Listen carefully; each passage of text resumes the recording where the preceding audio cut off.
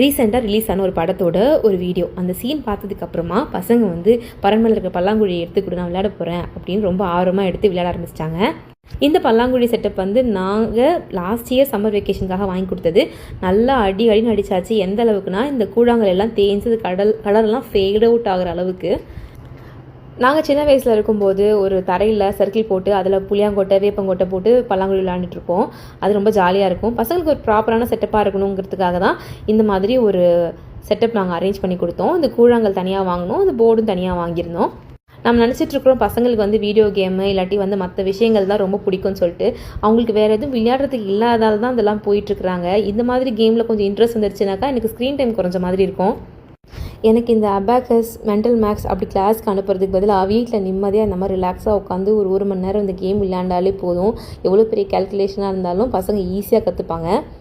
நான் ரொம்ப theatre going பர்சன்லாம் கிடையாது. எனக்கு வந்து ஒரு மாசா இல்லை பிரம்மாண்டமாக இருக்கிற படம் தான் வந்து தேட்டரில் பார்ப்பேன். பட் இந்த படத்தை ஏன்டா மிஸ் பண்ணோன்னு ரொம்ப ஃபீல் பண்ணிகிட்ருக்கேன். ஓடிடியில் வரதுக்காக வெயிட் பண்ணிகிட்ருக்கிறேன். இந்த படத்தோட பேர் கண்டுபிடிச்சதீங்கன்னா மறக்காமல் எனக்கு கமெண்ட் பண்ணுங்கள். இந்த ப்ராடக்டோட லிங்க்கை வீடியோ டேக் பண்ணி வச்சுருக்கேன். லிங்க் வேணுங்கிறவங்க சேனல்